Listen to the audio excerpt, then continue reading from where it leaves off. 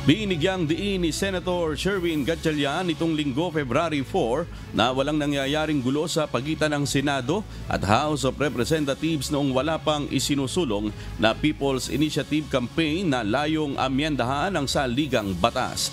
Sa isang panayam, sinabi ng senador na nagkaroon lamang ng gulo sa pagitan ng dalawang kapulungan ng Kongreso mula nung hindi na kinokonsidera ang check and balance ng bansa na hindi naman nangyari noong wala pang People's Initiative.